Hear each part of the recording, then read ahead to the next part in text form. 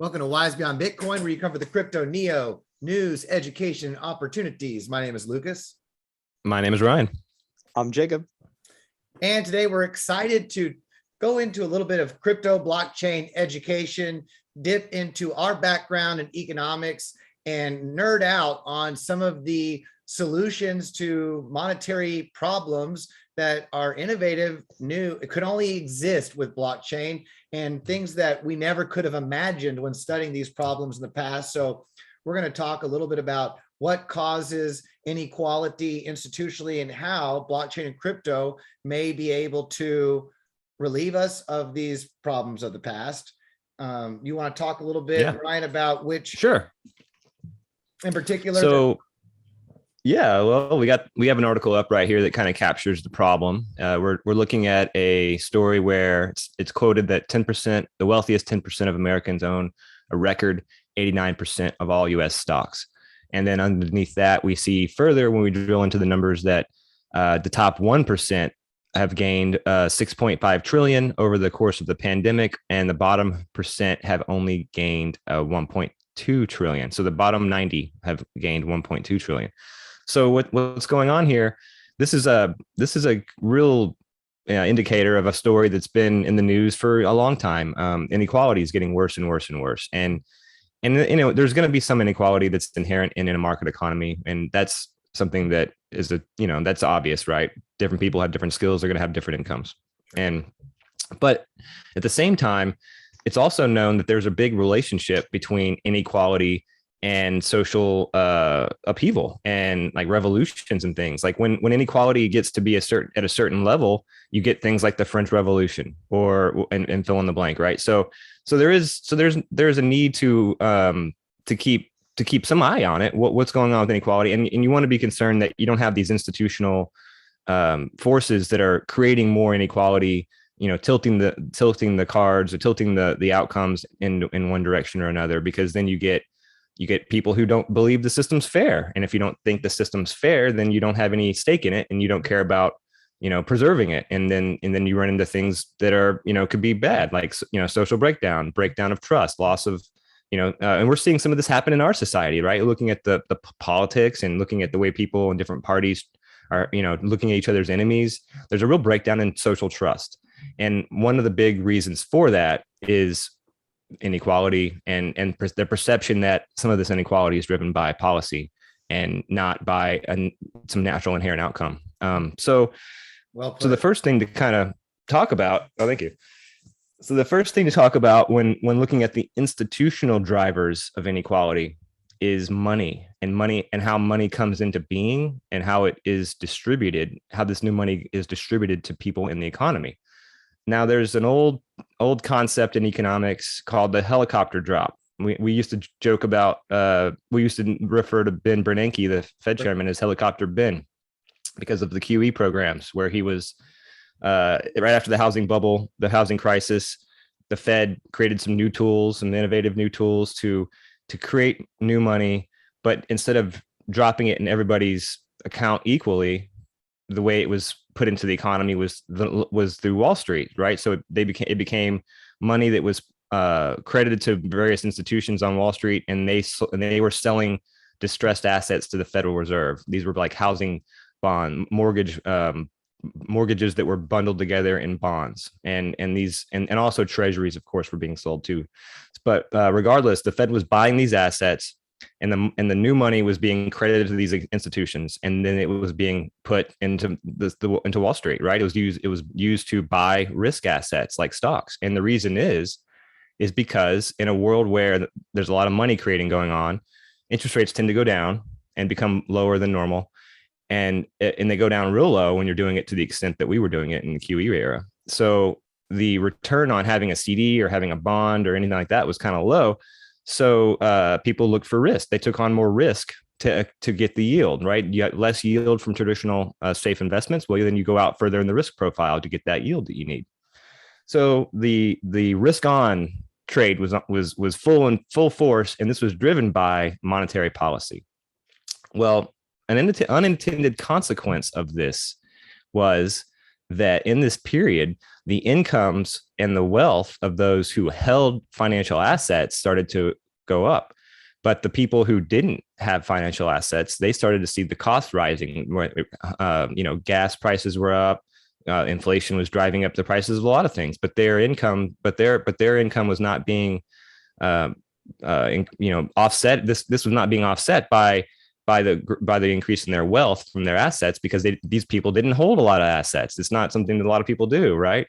And going back to that first article, it's, the top 10% hold, a large share, 89% of all U.S. stocks. So what happened is that the monetary response fueled a class divide. There was a bit of a class war that was being fought and waged under the guise of solving the macro housing issues, right?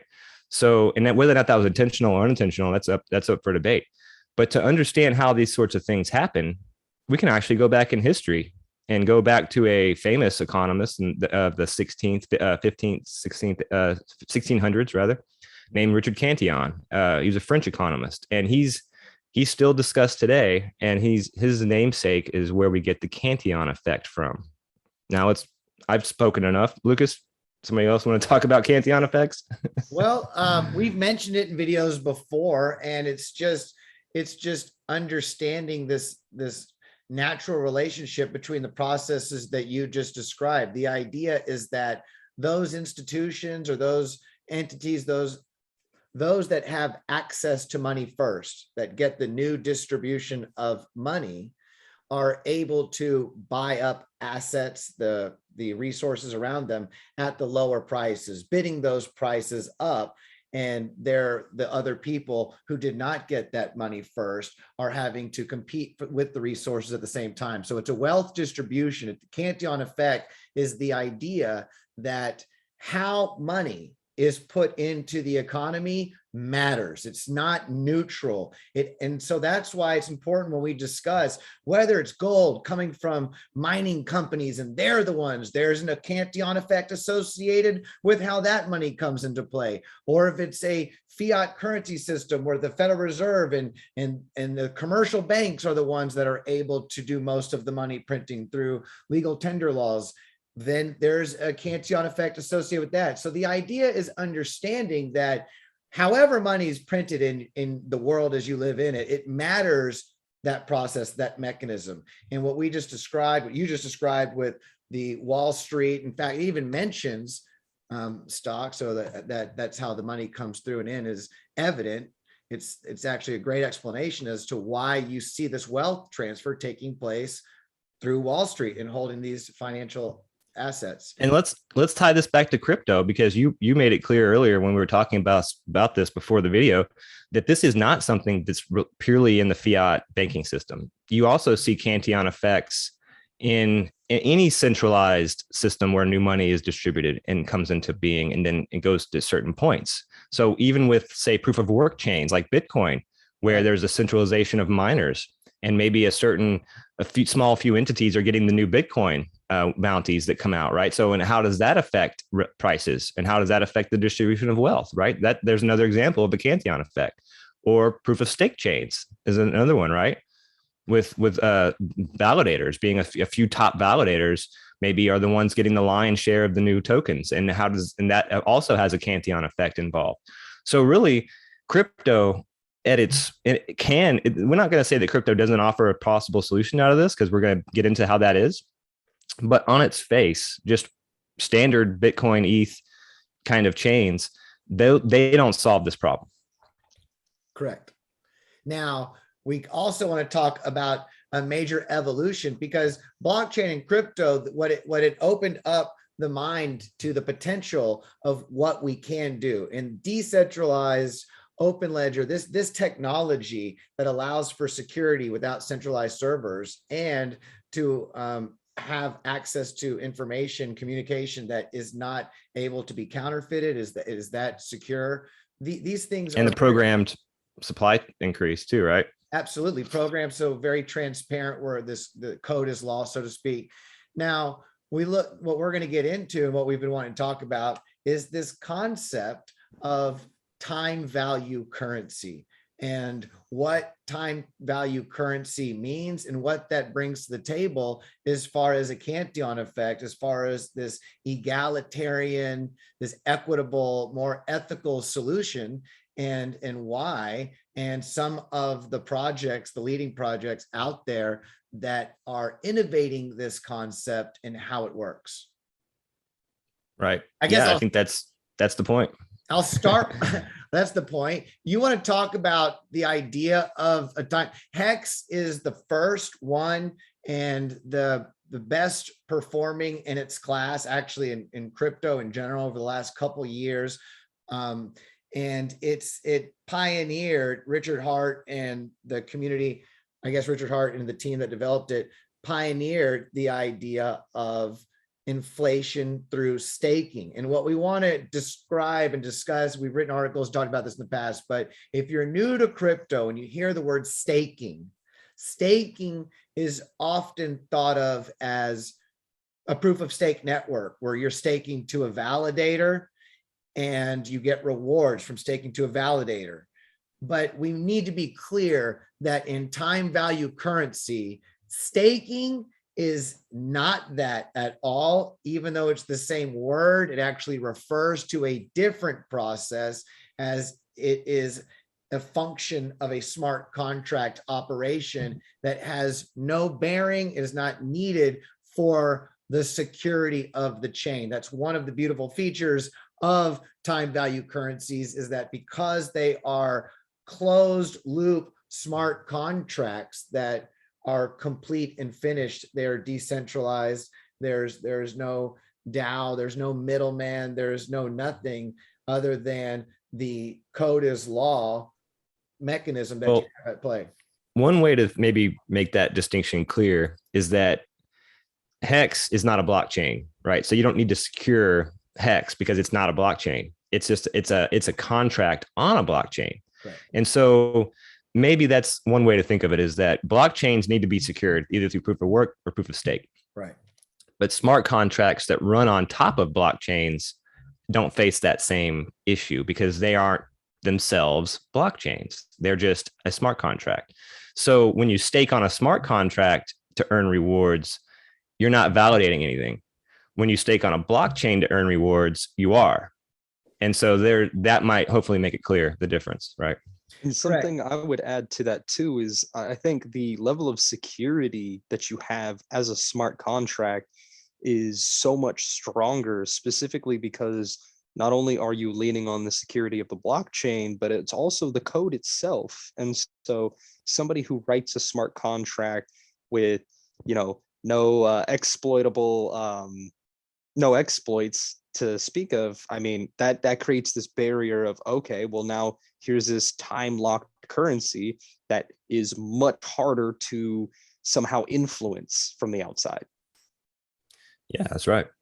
And well, this is probably a good time to get into the nuts and bolts of what we are actually talking about here, right? Because we've kind of laid the groundwork. What is a time value currency? Well, I think I would define it simply as any of these currencies where the new issuance, the new distribution of tokens occurs through or by, or rather it goes to the stakers, right? So all the new tokens that are generated every however so often, they're distributed as rewards to the stakers. And the other element is these kinds of currencies don't have an open staking period where you just stake it for some uncertain amount of time, but you choose some bonding period, whether it's a month or 6 months or 2 years or whatever, but there's some commitment similar to like a CD at a bank or a bond or any kind of bond, right? But there's a time element too, where you're committed to this for that amount of time. And then there's a yield, there's an interest rate, there's an APY that comes out of that. And that refers to the new distribution of the token that comes. And so it's a very decentralized way of getting the new tokens into people's wallets. Instead of giving a bunch to a validator and having them dump it on an exchange or having to go to a miner and then they dump it on an exchange, no, it just goes right into everybody's wallet. Yes, I would say it's where new inflation is paid out to those who delay are paid out based on time delay preference. And this is what Yeah. you just said, is when you stake it for chosen periods of time. Now, it's interesting about how these work and why it's done that way is because when you choose to lock one of these up for a year, a month, a week, what have you, it doesn't sit in a vault. It actually, you have to buy what's called shares. You have to buy something. And so the supply of X or Y's, in the next one we'll talk about, the supply of these time value currencies, it goes away. So you actually provide it. What's beautiful about a time value currency is that it actually serves a direct function, the stakers, to those who do not lock it up, because as you know, in economics 101, if you burn the supply, if you deflate the supply, then the value of what's left over is there. So those who lock up these time value currencies for a year, for a month, they are actually passing on, exchanging for their time delayed gratification, creating this market driven valuation to those who are keeping it liquid in the present that actually have. So it's a very beautiful, and to be understood properly, it's very beautiful and elegant and simple, but let's get into, in simpler terms, what it means, this whole time value, paying out, staking. It's basically, instead of a Federal Reserve or a mining company having to go out and get the new money that distributes it to the economy at large, anyone who decides to save what they have, anyone who decides to lock up their $100, for lack of a better term, let's just keep it simple. If you lock up $100, no matter who you are, where you are in the world, for whatever period of time you lock it up, the new money that usually goes to certain key players in the market will now evenly be distributed based upon however long and however much you're staking. So everyone's treated equally. It's just a function of time. And it really goes with how people think savings works, even though it's not the same thing as a savings account. It's easy to understand as if I put something away and lock it up for a period of time, then I will earn some interest rate. And what's neat about these is because it's a smart contract, and it's a by code rate of return. There is no middleman. There is no risk as to whether or not you will or will not receive more. This is not something where you worry about a rug pull or you wonder if someone's going to run away or change something. There are a lot of innovative protocols we talk about all the time that are still have roadmaps and functioning. But time value currencies, one of their features is that they are complete. There is no middleman. There is no risk. There's no guarantee that the value of the currency will go up or down in the future. But as far as you receiving that inflation based on time,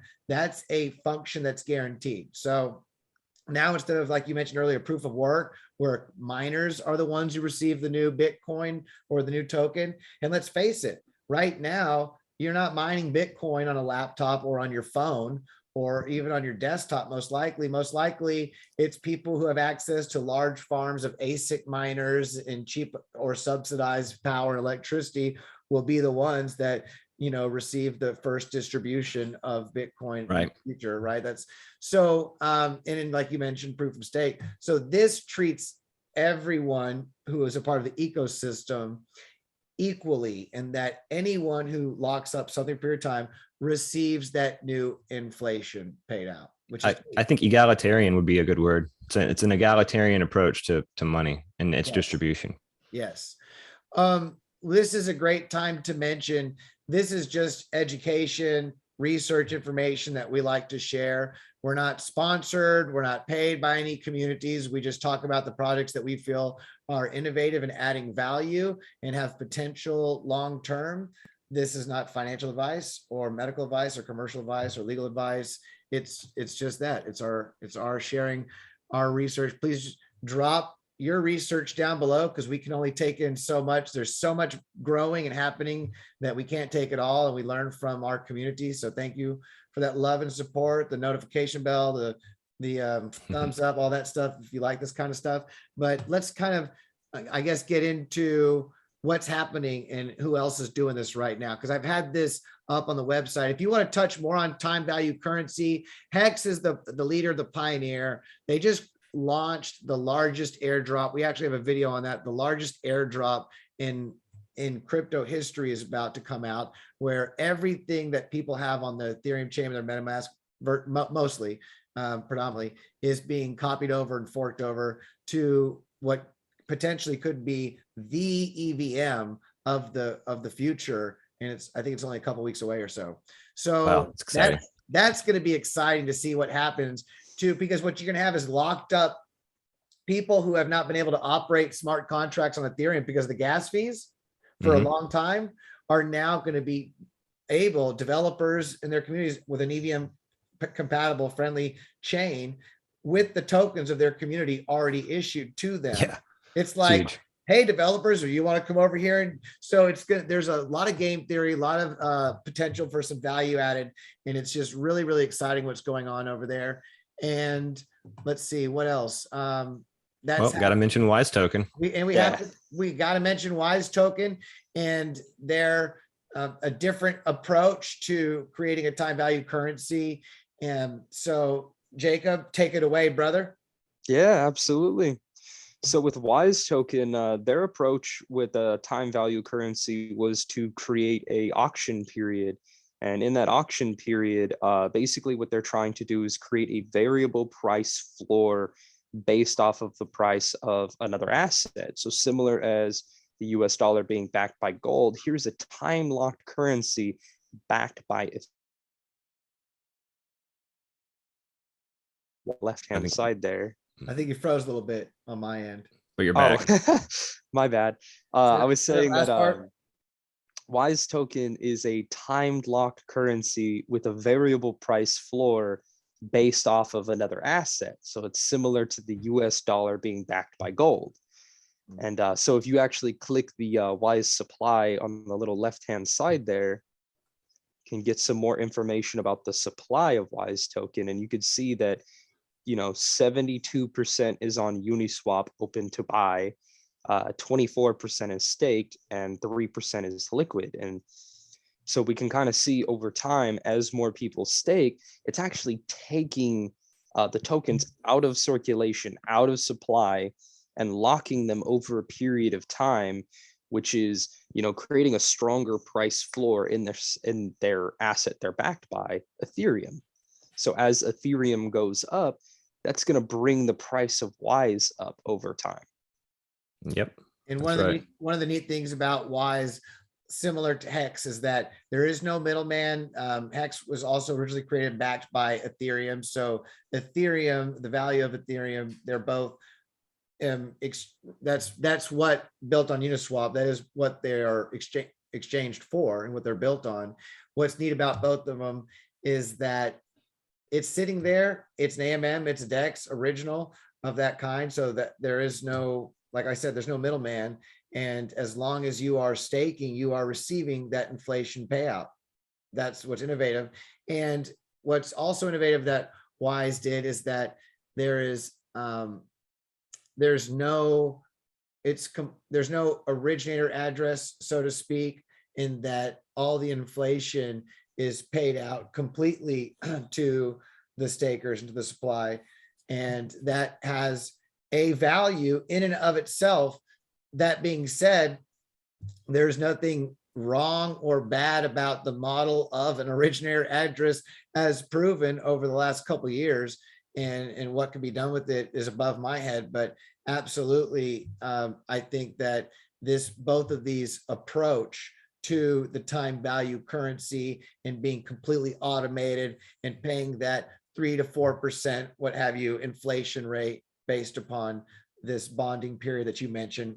I think that is an innovation in creating a new awareness or a new class. We really want to bring attention to how, when you look at all of the innovative supply chain, identity, and data storage, all this great stuff being built on blockchain and crypto that is open roadmap and not complete, and still in theory are still being built out from the floor up. There is a concept for projects that can be built as a as a new standard for currency, that where code is law, and that the distribution is based on time and delayed gratification, which, I look forward to more economists and more people to really break down the Cantillon effect of an equal distribution of money through what everyone, that's what's funny about this and beautiful about this, is that time, regardless of your beliefs, your religion, which is the same thing, I suppose, and wherever you're from, your nationality, whatever you look like, whatever your preferences, whatever these things are, shouldn't matter in how people are treated, period. And especially when it comes to access to new resources or the distribution of new money, not a protected class where everyone is just based on how they're treated in time. And this treats everyone equally in time. No matter how, everyone's treated equally based on this time function. So that's a beautiful thing as well.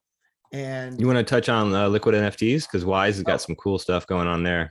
yeah. Oh yeah, Jacob. yeah. So one thing that I'll mention about Wise Token is that they have a unique kind of DAO structure where they have their products, which the profits from their products are going to be feeding into their airdrop and distribution system of their money, as well as staking.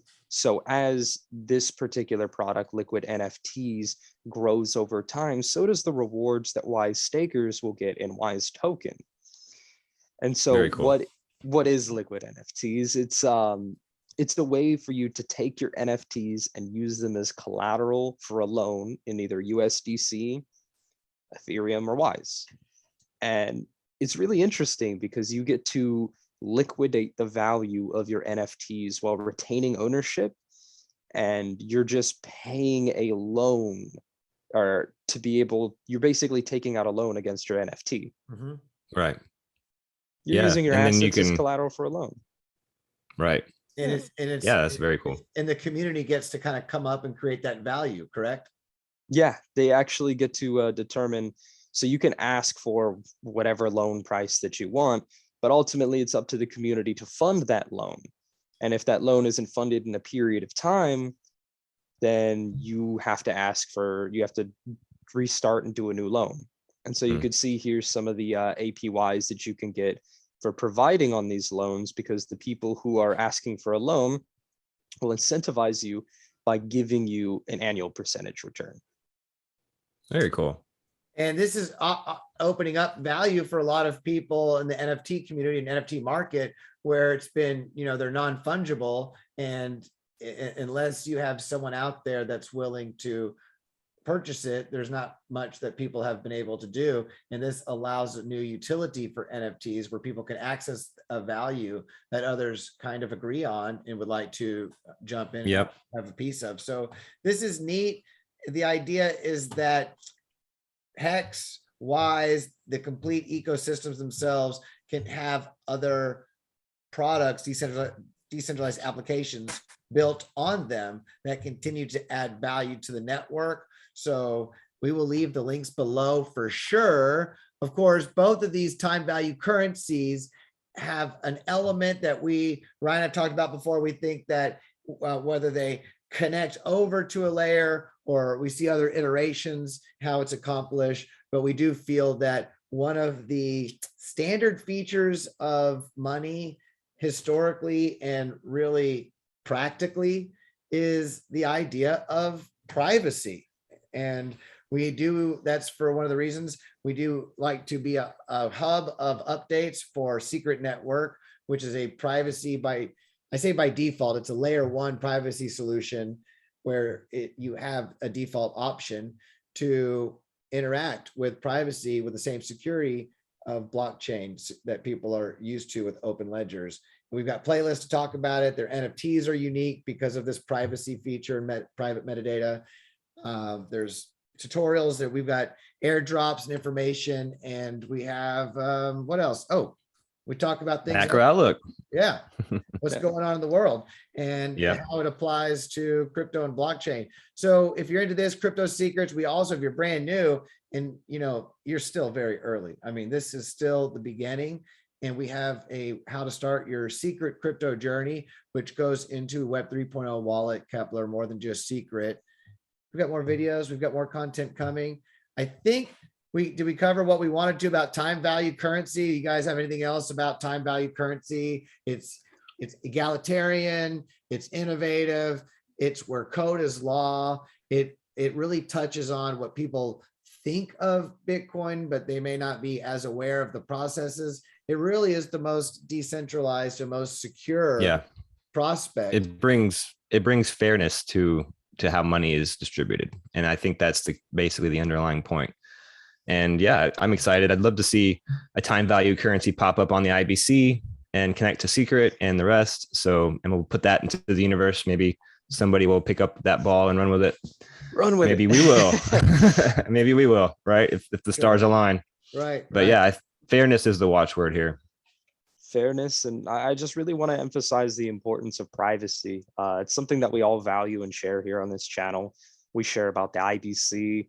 We share about privacy protocols on Ethereum, layer 2s, all of these privacy solutions. But really, I think the grand slam, the home run of equitable privacy solutions is going to be a timed lock currency that has privacy at the forefront. Yeah, I dig it. I agree. And privacy is really about security and safety. I forgot who I heard mention it the other day. Say, isn't it silly that you could go buy a cup of coffee, or you could make a transaction with a Bitcoin wallet, and by doing so, disclose an amount that you have, or people can follow the chain and see what you have, and put you at risk for being robbed, maybe, or something like that. Really, it's not.